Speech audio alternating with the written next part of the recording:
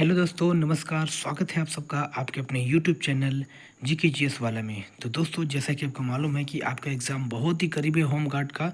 Uttar Pradesh home guard की परीक्षा भर्ती के लिए 2026 जो कि 25, 26 और 27 अप्रैल को हो रही है। इसमें ये 20 क्वेश्चंस बहुत ही ज़रूर से ही पढ़ कर के जाना, क्योंकि ये बहुत इंपॉर्टेंट है आपके एग्ज़ाम के लिए। तो चलिए विदाउट टाइम के शुरू करते हैं हम आज का पहला प्रश्न।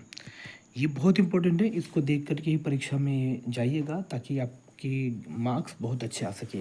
तो चलिए स्टार्ट करते हैं। आज का हमारा पहला प्रश्न है, 1857 के विद्रोह के समय भारत का गवर्नर जनरल कौन था? तो 1857 के समय भारत का गवर्नर जनरल लॉर्ड कैनिंग था। अगला प्रश्न हमारा आता है प्रश्न नंबर 2, करो या मरो का नारा किसने दिया था? तो करो या मरो का नारा किस आंदोलन में दिया गया था और किसने दिया था? तो करो या मरो का नारा महात्मा गांधी के द्वारा भारत छोड़ो आंदोलन में दिया गया था।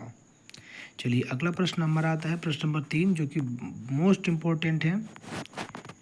काकोरी कांड किस वर्ष हुआ था? काकोरी कांड 1925 में हुआ था। अगला प्रश्न हमारा आता है प्रश्न नंबर 4, भारतीय संविधान का कौन सा अनुच्छेद समानता का अधिकार देता है?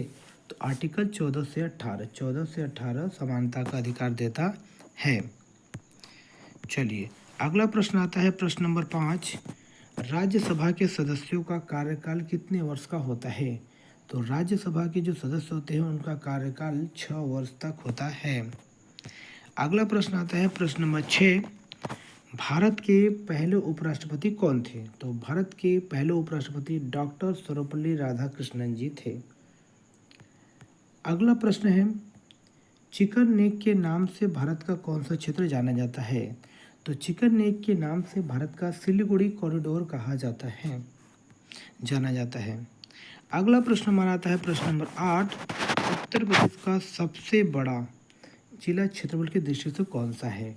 तो लखीमपुर खीरी उत्तर प्रदेश का क्षेत्रफल की दृष्टि से सबसे बड़ा जिला है। अगला प्रश्न आता है दोस्तों, ये जो प्रश्न है ये बहुत इंपॉर्टेंट है आपके होम गार्ड भर्ती परीक्षा के लिए, क्योंकि उत्तर प्रदेश से रिलेटेड ही क्वेश्चन पूछे जाते हैं। तो चलिए अगला प्रश्न हमारा है प्रश्न नंबर 9, सरयू नदी का उद्गम स्थान कहाँ है? तो सरयू नदी का उद्गम स्थान मानसरोवर झील है। अगला प्रश्न आता है प्रश्न नंबर 10, उत्तर प्रदेश का राज्य पक्षी कौन सा है? तो उत्तर प्रदेश का राज्य पक्षी है क्रेन यानी सारस। अगला प्रश्न आता है प्रश्न नंबर 11, कुंभ मेला उत्तर प्रदेश के किस शहर में लगता है? तो कुंभ मेला उत्तर प्रदेश के प्रयागराज में लगता है। अगला प्रश्न आता है प्रश्न नंबर 12, उत्तर प्रदेश के पहले मुख्यमंत्री कौन थे? तो उत्तर प्रदेश के पहले मुख्यमंत्री गोविंद वल्लभ पंत थे, गोविंद वल्लभ पंत थे। अगला प्रश्न है प्रश्न नंबर 13, बनारसी साड़ी को किस वर्ष जीआई टैग मिला था? तो बनारसी साड़ी को सन 2009 में जीआई टैग मिला था। अगला प्रश्न हमारा आता है प्रश्न नंबर 14, जो कि खेल और विज्ञान से संबंधित है। मानव शरीर की सबसे बड़ी ग्रंथि कौन सी है? तो मानव शरीर की सबसे बड़ी ग्रंथि यकृत है, सबसे बड़ी ग्रंथि यकृत है। अगला प्रश्न आता है प्रश्न नंबर 15, द्रोणाचार्य पुरस्कार किस क्षेत्र में दिया जाता है? तो द्रोणाचार्य पुरस्कार किस क्षेत्र में दिया जाता है? और ये क्योंकि द्रोणाचार्य गुरु थे और वो गुरु के क्षेत्र में दिया जाता है, यानी कोच को दिया जाता है।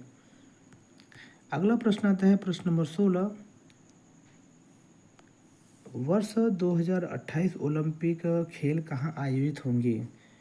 तो ये लॉस एंजल्स में आयोजित होंगे। अगला प्रश्न आता है प्रश्न नंबर 17,